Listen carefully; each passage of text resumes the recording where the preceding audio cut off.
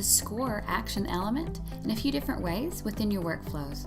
You can see whenever you're configuring the properties for this element, you can add particular points to a subscriber, subtract points, set points at some exact level, or erase scoring completely for a particular subscriber.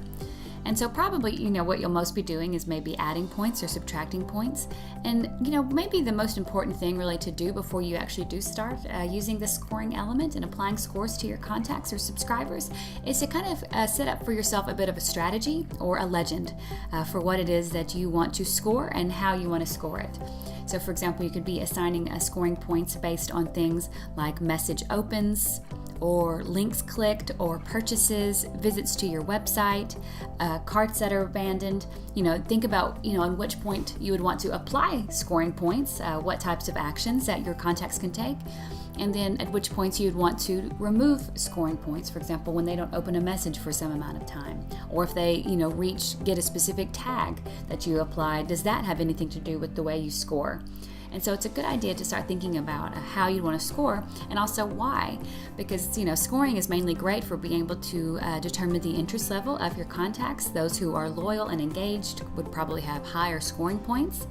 And so that you could easily, reach out to contacts that have some particular range of scores with special offers, and also be able to see those that have lower scores. Maybe you need to reach out to them, maybe do a re-engagement campaign, see if you can win their interest back.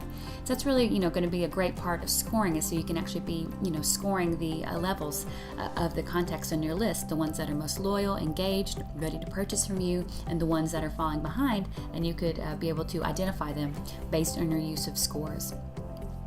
And so, you can be able to apply scores, for example, if, someone's opened a message or not. Let's say you send out a particular newsletter, a promo message that you've got going on.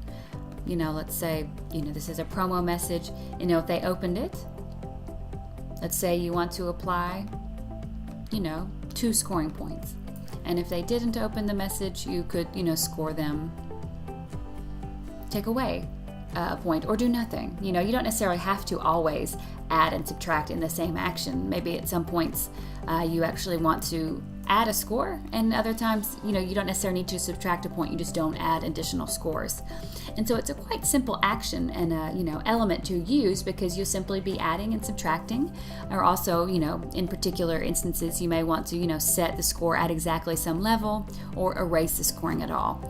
But mainly, the key part of actually using the scoring element is knowing your strategy and how you're going to score and why, so you can be consistent. And so you don't, in some cases apply 10 points to a link clicked, and other times you apply 3, unless that's on purpose, because the link that's clicked was more valuable for you.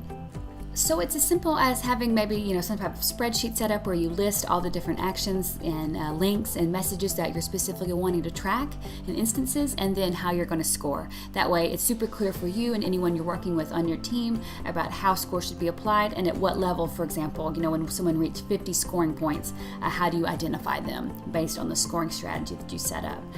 But thankfully, whenever using the scoring action in your workflows, it's super simple to set up and configure the properties.